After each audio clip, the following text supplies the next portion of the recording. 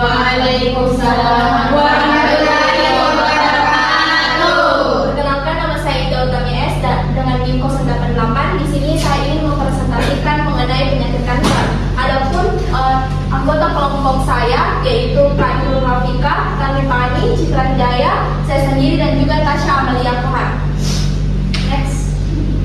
Jadi sebelumnya kita nggak perlu tahu apa sih itu kanker. Kanker itu merupakan suatu penyakit di mana beberapa sel itu dia tumbuh tak terkendali sehingga menyebar ke seluruh bagian tubuh. Nah, kanker dapat terjadi hampir di semua bagian tubuh dan berkembang biak di berbagai sel jaringan sel. Nah, biasanya sel manusia itu tumbuh dan berkembang melalui suatu pembelahan sel.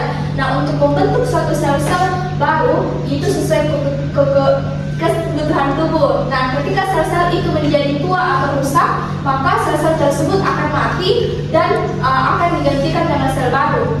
Next. Nah, kita bisa lihat ada fisiologi kanker. Nah, di sini ada sel normal bisa menjadi sel kanker karena ada beberapa faktor. Di sini kebesaran sampai.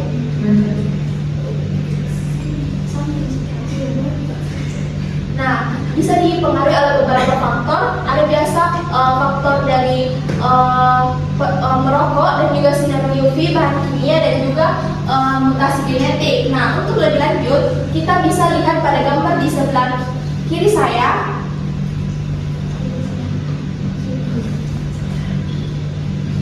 Nah, di sini tuh ada siklus sel normal di mana terdapat 4 fase, yaitu ada fase gap 1 atau fase pertumbuhan sel. Di mana fase gap 1 itu dia di mana sel ini akan meningkatkan ukuran partikel dan juga ukuran proteinnya sehingga dia bisa melakukan sintesis DNA. Lalu di sini kita bisa lihat pada proteinnya ada protein silin dan juga CKS yang berfungsi sebagai pengatur utama, dan ketika suatu sel kanker itu mengalami sel itu mengalami kerusakan, maka DNA-nya itu akan dimatikan oleh P53. Lalu kita masuk ke sintesis DNA, yaitu replikasi DNA di mana sel itu akan disalin lalu akan menghasilkan sel anakan yang lebih banyak. Lalu ada fase gap 2, yaitu proses di mana sel itu setelah disalin akan dilakukan pemeriksaan kembali apakah tidak ada terjadi kerusakan pada sel DNA-nya. Lalu kita masuk ke fase mitosis, yaitu di mana terjadi sel itu akan melakukan pembelahan. Lalu ketika suatu sel itu misalnya dia rusak tetapi dia tidak melakukan apoptosis atau kematian sel terprogram, tidak bisa melakukan mekanisme ini, maka dia itu akan menumpuk terus-menerus pada karakteristik sel kanker. Nah, di sini kan proliferasi tak terkendali. Nah, ketika satu sel kankernya itu dia menumpuk terus-menerus, maka di situ dia akan menjadikan massa sehingga timbul kanker yang tak terkendali. Lalu ada genom yang tidak stabil, yaitu ketika suatu sel itu menumpuk terus-menerus menyebabkan genomnya itu tidak stabil. Lalu ada angiogenesis tumor, di mana di sini tumor atau kanker ini akan melakukan proses pembuluh darah yang baru yang menyebabkan mengaktifkan sinyal FEGF sehingga dia dapat membuat kanker itu bisa berkembang biak lebih banyak lagi. Lalu kita masuk ke metastasis kanker atau penyebaran jauh. Ketika suatu tumor atau kanker terikat ini dia masuk ke seluruh aliran darah dan akan menyebar ke seluruh bagian tubuh. Next. Lalu ada patofisiologi kanker, dimulai dari gen yang terpengaruh. Awalnya kalau sel normal itu dia disebut sebagai protoonkogen, di mana protoonkogen ini dia yang menerima sinyal yang memberikan sinyal kalau harus selnya itu membelah secara terstruktur, tapi di sini terjadi mutasi atau onkogen sehingga dia menghasilkan sel kromosom yang tidak stabil. Lalu ada kesalahan yang diakumulasi yang diperlukan beberapa mutasi misalnya dari MAD3 dan juga RAS. Lalu ada genetik dan juga epigenetik. Nah, terdapat mitosis yang cacat, di mana mitosis ini dia terjadi kesalahan pembelahan sel ki kromosomnya tidak stabil. Lalu ada faktor lingkungan atau gaya hidup yaitu terjadi ki misalnya karena pengaruh alkohol, pengaruh asap rokok, pengaruh dari radiasi, dan juga berpengaruh oleh bakteri dan juga virus. Ada juga perubahan epigenetik, di mana perubahan epigenetik itu terjadi ki metilasi DNA, yaitu ketika penambahan metil pada DNA yang mengakibatkan ki menonaktifkan suatu DNA. Lalu ada kodifikasi Priston. Lalu kita masuk ke kerusakan mekanisme perbaikan apoptosis, di mana kalau sel normal itu dia akan, kalau misalnya dia rusak, akan diperbaiki DNA-nya. Nah, dia akan kembali. Kalau misalnya dia terjadi kerusakannya parah, maka dimatikan oleh apoptosis. Apoptosis itu dia kerusakan kematian yang terprogram. Tapi kalau dia sel kanker, dia itu tidak bisa melakukan apoptosis, sehingga apoptosisnya itu diblokir, dia menumpuk nih menumpuk misalnya yang menyebabkan kanker. Lalu ada pengembangan tumor, di mana mutasi atau permasalahan pertama itu di proliferasi tidak terkontrol, di mana itu terjadi hiperplasia, yaitu pertumbuhannya dia tidak terkontrol dan dia masuk lagi di diplasia kanker yang menyebabkan ada tumor inang dan ada kanker yang buas. Next. Nah, di sini sudah terdapat tanda dan gejala umum kanker. Jadi ada yang pertama, tanda umumnya itu ada penurunan berat badan yang tak direncanakan. Misalnya dia, kalau misalnya kita tidak merencanakan diet, nah tapi berat badan kita itu turun secara drastis, padahal tidak dilakukan di program diet. Lalu ada kelelahan ekstrim, yaitu misalnya kita sudah istirahat banyak, tapi dia masih merasa lelah walaupun sudah beristirahat. Lalu ada perubahan kulit seperti ada benjolan, lalu ada benjolan penebalan. Misalnya kalau kanker payudara itu misalnya ada kanker di area payudaranya. Lalu untuk gejala umum yaitu ada gangguan pencernaan atau perubahan kebiasaan BAB, dan ada batuk serak kronis dan pendarahan yang tidak normal, dan juga nyeri yang menetap. Next. Nah, di sini sudah terdapat tata laksana kanker. Ada 5, yaitu terapi adjuvan, respirasi sumsum tulang, terapi radiasi, cryoablation dan radiofrequency ablation, dan kemoterapi. Next. Nah, di sini ada terapi adjuvan. Jadi pada umumnya itu kanker itu dilakukan dulu operasi, yaitu pembedahan utama. Nah, ketika sudah dilakukan pembedahan utama, kita melakukan terapi adjuvan untuk mengangkat atau membasmi itu sel-sel kanker yang masih ada sisa-sisanya. Nah, lalu ada mekanisme kerja obatnya, di mana kita menggunakan obat golongan agen pengalkilasi yang menyebabkan kerusakan DNA permanen, ada antimetabolit yang menyebabkan hambatan sintetis pada DNA-nya. Lalu ada pakai obat produk alamiah. Untuk kalau vinca alkaloid itu dia menghambat pembentukan mikrotubulus, sedangkan kalau pakai golongan laksan dia menstabilkan mikrotubulusnya yang dapat menghambat mitosis. Next. Nah, di sini ada 2, yaitu cryoablation, di mana prosesnya itu kejar itu dimasukkan ke dalam sel kanker. Nah, di mana jarumnya itu memiliki tekanan yang suhu dingin, sehingga menyebabkan sel kanker itu membeku, yang membuat kerusakan sel kankernya, jaringannya itu dia rusak dan akan mati.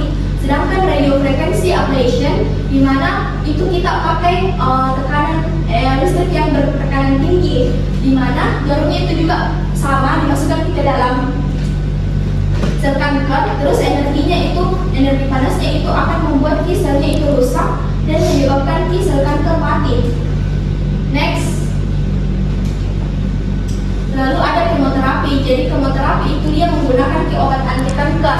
Cara kerjanya itu obat anti kanker masuk ke dalam aliran darah, lalu anti kanker itu akan mencegah pertumbuhan sel kanker. Lalu obatnya membunuh dan menghambat sel kanker. Nah, caranya itu bisa dilakukan dengan menggunakan infus dan juga suntikan dan juga pakai obat tablet. Next. translasi sum-sum tulang, di mana ketika suatu pasien yang memiliki penyakit kanker itu di kemoterapi dulu dengan dosis yang sangat tinggi supaya pada sum-sum tulangnya itu kankernya itu mati. Lalu kita ambil sel punca namanya pada bagian tulang belakang pak. Dengan untuk mentransfer sel puncanya itu kita menggunakan infus kepada pasien. Yang setelah itu sel puncanya itu akan berkembang biak, lalu akan pasien itu akan dikontrol supaya tidak terjadi komplikasi dan hasil akhirnya menyebabkan kankernya itu mati. Next. Nah, di sini kita bisa lihat ada penggolongan obat ejen pengalkulasi. Nah, contoh obatnya misalnya chlorampukil, yaitu dosisnya itu 0,1 sampai 0,2 yang digunakan per oral dengan 16 sampai 12 mg per hari, di mana toksisitas akutnya itu dia mual dan muntah, sedangkan toksisitas lambatnya itu dia depresi sedang serta berlebihan depresi sum-sum tulang berat. Ada juga lomustine, yaitu dengan menggunakan 150 gram per oral total selama 5 hari dengan toksisitas akutnya itu mual dan muntah, dengan toksisitas lambatnya leukopenia dan transfusitopenia. Next. Lalu ada penggolongan obat berdasarkan produk alamiah. Misalnya itu ada Bleurisin dengan dosis ejen tunggalnya itu sampai 15 unit yang dilakukan dengan cara diinfus. Lalu untuk toksisitas akutnya itu dia ada reaksi alergi, demam dan juga hipotensi, dan toksisitas lambatnya itu ada fibrosis paru dan juga alepsia. Lalu ada penggolongan antimetabolit, di mana ada contoh obatnya itu Sambestatin dengan dosis ejen tunggalnya itu 120 mg per oral selama 14 hari yang diikuti dengan 1 minggu istirahat dan diulangi 3 kali per minggu. Lalu toksisitas akutnya itu dia diare, sindrom tangan dan kaki, dan juga untuk toksisitas lambatnya itu ada melosprensi dan mual dan muntah. Nah, di sini kita bisa lihat ada mekanisme ejen pengalkulasi. Kita pakai contoh obat siklopupamid dan juga melakalan. Ketika obat masuk ke dalam sel kanker, obat tersebut itu akan menempel pada DNA, sehingga DNA yang akan rusak sehingga proses pembelahan sel itu terganggu yang membuat kanker itu mati. Sedangkan untuk mekanisme ejen metabolit kita pakai contoh obat metotrexat, di mana antibolit itu menyerupai suatu sel normal dan masuk ke dalam sel kanker. Lalu antimetabolit yang digunakan itu digunakan oleh DNA, sehingga terjadi kesalahan dan pembentukan DNA itu tidak berfungsi dengan baik yang menyebabkan sel kanker itu tidak tumbuh dan membelah secara normal. Next. Ada mekanisme produk alamiah, di mana kita menggunakan contoh obat alkaloid tingka, di mana obat ini masuk ke dalam sel kanker. Ia menghambat pembentukan mikrotubulus sehingga spindel atau benangnya itu dia terhambat, tidak baik dalam mitosis. Lalu mitosis terhenti pada fase metalase sehingga sel kankernya itu mati. Untuk golongan taksa itu kita pakai Poketaxel, di mana obat itu masuk ke dalam sel kanker yang menstabilkan mikrotubulus dan mencegah mikrotubulus itu dia membongkar lalu spindelnya itu tidak berfungsi dengan baik saat mitosis yang menyebabkan sel kanker itu mati. Next, ini merupakan referensi dari kelompok kami.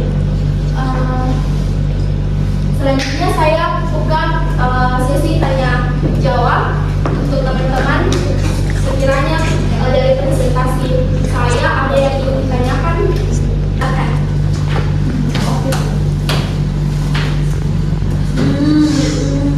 Baik, terima kasih kesempatan yang telah diberikan. Bagaimana Mas Said Bianca sama 90 dari kelompok Amina. Jadi pertanyaan saya yaitu bagaimana obat kemoterapi dapat membedakan antara sel kanker yang membelah cepat dengan sel normal yang juga membelah cepat.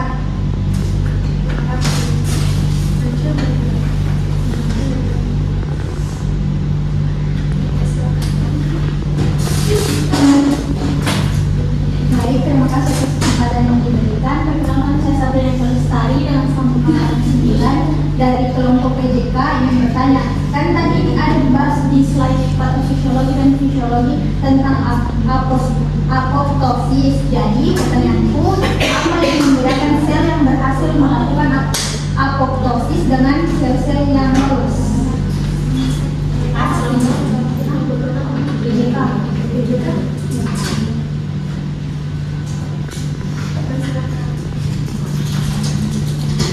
Terima kasih atas kesempatannya. Saya akan terakhir dengan menjelaskan dulu kelompok BJK juga. Jadi pertanyaanku, mengapa penurunan berat badan yang drastis atau weight loss dan kelelahan ekstrim atau fatigue seringkali menjadi gejala awal yang muncul pada berbagai jenis kanker, padahal tumornya sendiri mungkin berlokasi di organ yang spesifik. Terima kasih.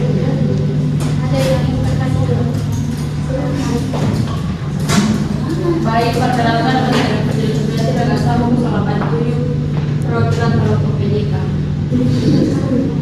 Pertanyaan itu, kan pasien dengan jenis kanker yang sama dan menerima terapi yang sama juga seringkali menunjukkan hasil pengobatan yang berbeda. Nah, pertanyaan saya itu, apakah keberhasilan terapi kanker ini lebih ditentukan oleh efektivitas terapi yang diberikan atau ditentukan oleh karakteristik biologis kanker pada masing-masing pasien? Jelaskan. Baik, untuk jawabannya itu akan dijawab oleh teman kelompok saya.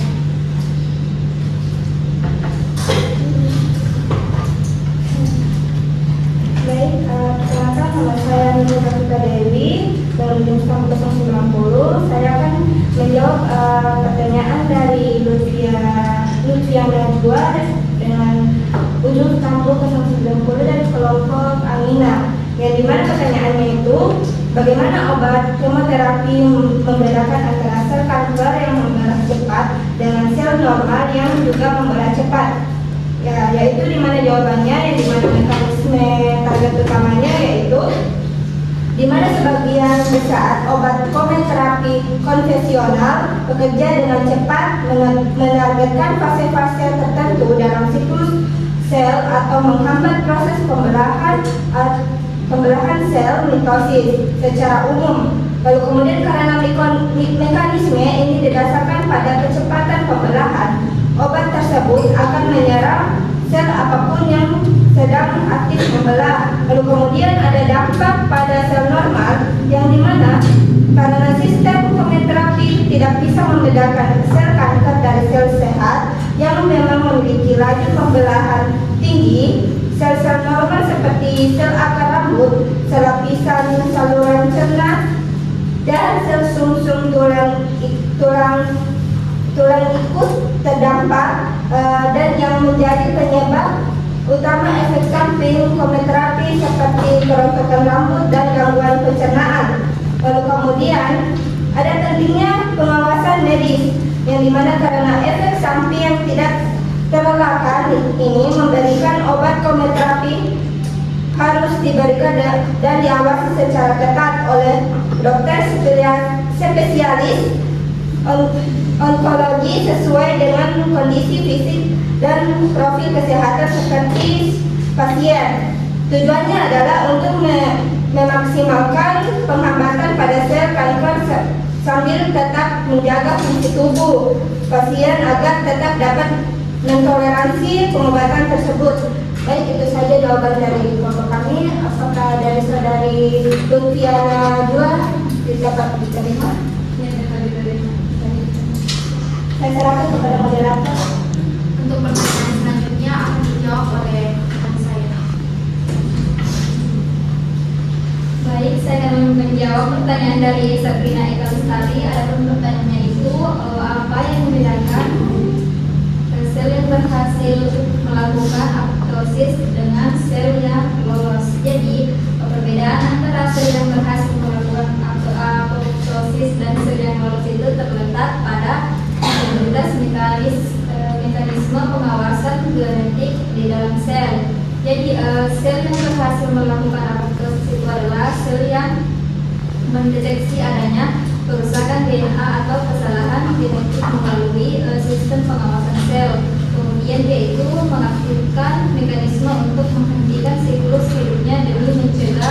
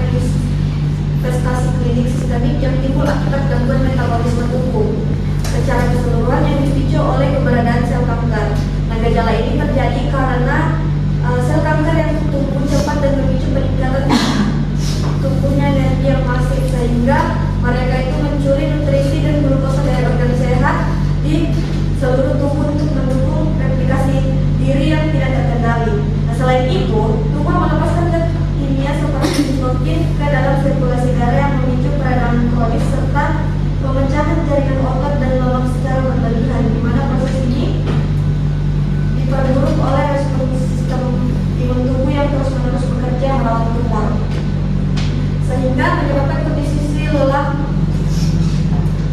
persisten membuat pasien lelah beristirahat. Dan Terima kasih Ibu sudah dimengerti. Itulah tadi presentasi dari kelompok kami. Kurang dan lebihnya mohon dimaafkan. Wabillahi taufiq wal hidayah. Wassalamualaikum warahmatullahi wabarakatuh. Waalaikumsalam warahmatullahi wabarakatuh.